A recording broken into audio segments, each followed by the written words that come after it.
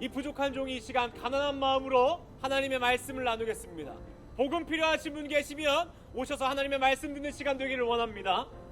오늘 높임을 받으실 분은 하나님 한 분이시니라는 제목으로 이 시간 말씀을 나누겠습니다. 제가 마태복음 23장 10절에서 12절 대표를 읽겠습니다. 또한 지도자라 칭함을 받지 말라. 너희의 지도자는 한 분이시니 곧 그리스도시니라. 너희 중에 큰 자는 너희를 섬기는 자가 되어야 하리라. 누구든지 자기를 높이는 자는 낮아지고 누구든지 자기를 낮추는 자는 높아지리라. 오늘 높임을 받으실 분은 하나님 한 분이시니라는 제목으로 하나님의 말씀을 나누겠습니다. 한 15년 전인가요? 이 대선 후보로 허경영이라는 사람이 나왔습니다. 이 사람이 나와서요, 그 당시에 공약들이 무엇이었냐면 결혼하면 1억을 주고 아이를 낳으면 5천만 원을 주자는 거였습니다. 그 당시에 많은 사람들이요, 그 허경영을 비웃고 손가락질했습니다. 네가 나라를 아냐? 네가 정치를 아냐? 그런데 수많은 시간이 흘러서 오늘날에요, 사실 그 허경영이 말했던 정책들이 이루어지고 있습니다.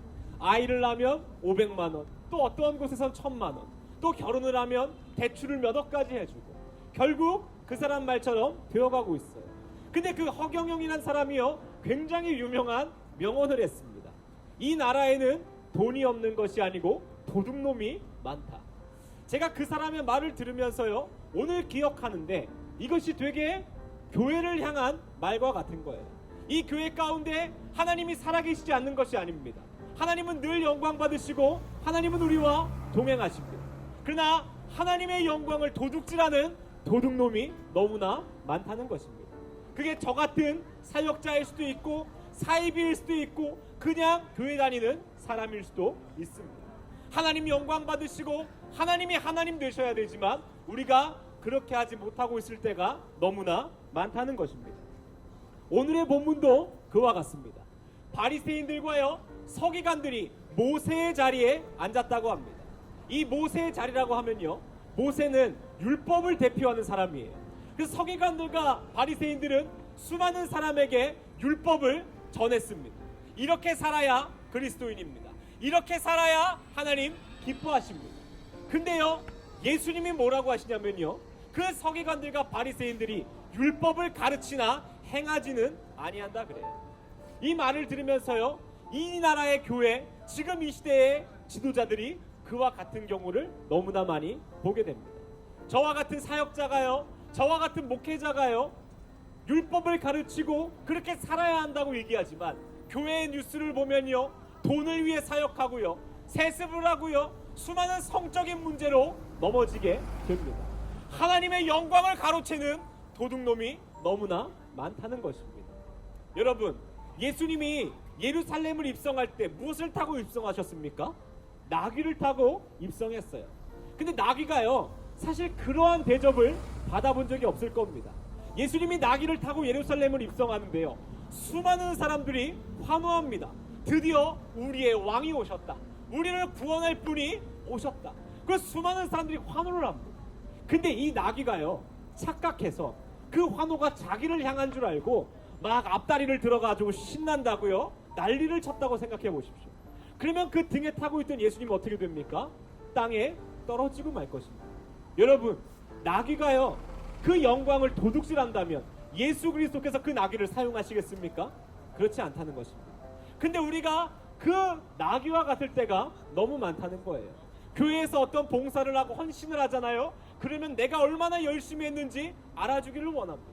역시 땡땡땡 집사님이 있어야만 여기가 돌아갑니다. 역시 권사님이 있어야만 이 구역이 돌아갑니다. 이 한 소리 듣고 싶어서 우리가 헌신하고 봉사한다는 겁니다. 그것이 오늘 나귀와 같고 도둑놈과 같다는 거예요. 저와 같은 사역자가요, 돈을 벌기 위해서 살아가고요, 사람들의 인정을 받기 위해서 사역한다면 그것은 하나님의 영광을 가로채는 도둑놈과 같다는 것입니다. 그러면 오늘 예수 그리스도께서 우리에게 어떻게 살아가라고 말씀하십니까? 첫 번째로 스스로를 낮추는 자가 되라고 말씀하십니다. 왜 우리가 스스로를 낮추는 자가 되어야 될까요? 여러분 기억하십시오. 예수님이 그렇게 살았기 때문입니다. 수많은 교회의 대형교회 목사님들을 보면요, 제가 가슴 아픈 것, 사실 대형교회뿐만이 아니고 목사라는 직업을 가진 사람들의 안 좋은 면이 있다면요, 자기가 주인인 줄 안다는 거예요.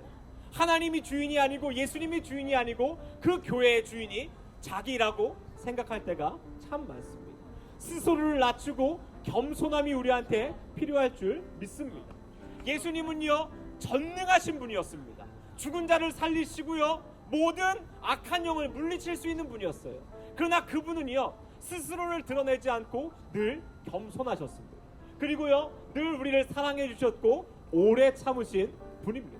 오늘 예수님께서 우리에게요, 하나님께서 영광을 받고 우리가 그리스도인답게 살아가려면 스스로를 낮추라고 합니다. 이 누가복음에 보면요, 끝자리에 앉으라는 말이 있거든요. 어떠한 한 사람이요, 결혼식에 한 사람을 초대합니다. 근데요, 이 사람이 와서 자기가 높은 자리를 보고 내가 저 높은 자리에 앉으면 사람들이 나 위대한 사람인 줄 알 거라고 생각하는 겁니다. 그래서 그 높은 자리에 앉았어요. 근데 예수님이요, 높은 자리에 앉지 말라 그래요. 왜냐하면 높은 자리에 앉았을 때 그 주인이 와서 야, 거긴 네 자리 아니야, 더 귀한 사람이 앉아야 돼, 나와 하면 부끄러움을 당하기 때문이라는 겁니다. 근데 예수님 뭐라고 하십니까? 끝자리에 앉으라. 너가 끝자리에 앉아있다면 그 주인이 와서 친구여, 왜 끝자리에 앉아있는가? 내 옆으로 오라, 내 옆으로 오라. 그때에 많은 사람들이 그가 영광 받는 것을 보리라. 오늘 그 주인이 예수 그리스도라는 겁니다. 우리가 겸손하고 끝자리에 앉고 그리스도답게 살아갈 때에 내 친구여, 내 아들아, 내 옆으로 오라. 그때에 하나님께서 또한 수많은 사람들이 그 사람이 영광 받는 것을 본다는 것입니다. 바리새인들과 서기관들 그리고 종교 지도자들은요, 나 잘난 척하려고 우리 교회 숫자가 이만큼입니다, 내가 이만한 대단한 일을 했습니다 라고 얘기합니다.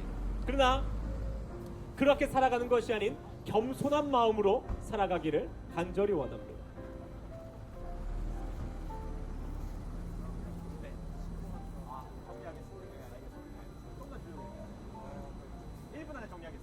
네, 알겠습니다. 네. 오늘의 말씀을 마치겠습니다. 이 오카는 목사님이란 분이 계시거든요. 그분이요, 2007년도 100주년 기념 교회 이 기도사에 이렇게 말씀하시는 겁니다. 굉장히 유명하고 능력이 있는 목사님이셨습니다. 근데 이렇게 고백하시더라고요. 주여, 이놈이 죄인입니다. 이놈이 한국 교회를 망친 장본인입니다. 그러니 이 교회를 불쌍히 여겨주십시오. 제가 그 기도문을 보는데요, 눈물이 너무 많이 나더라고요. 왜냐면요, 많은 대형교회 목사님들, 능력 있는 사람들이요, 스스로를 죄인이라 고백하지 않습니다. 근데 그 옥하는 목사님이요, 내가 죄인이고 내가 이 한국교회를 망하게 만든 장본인이라는 거예요. 저도 그와 같은 사람입니다. 여러분, 우리가 이 시간 자복하는 마음, 겸손한 마음으로 예수 그리스도를 닮아서 살아가길 간절히 원합니다. 이 시간 같이 한번 기도하고 예배를 마치겠습니다.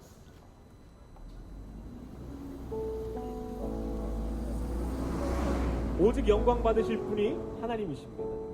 여러분, 왜 살아가십니까? 돈을 위해 살아가십니까? 성공하고 싶고 사람들에게 인정받고자 살아가십니까? 잘 들으시길 바랍니다. 그리스도인은 하나님의 영광을 위해 살아가는 겁니다. 하나님의 영광 위해 살아갈 때 친구여, 왜 끝자리에 앉아있는가? 내 옆으로 오라 라고 말씀하실 분이 우리 하나님이시라는 겁니다. 그러니 세상 가운데 억울해하실 필요 없습니다. 주눅들 필요 없습니다. 하나님이 나의 구원자가 되십니다. 하나님의 영광을 위해 살아가십시오. 그것이 진짜 그리스도인입니다. 우리 같이 한번 기도하겠습니다. 하나님 감사합니다.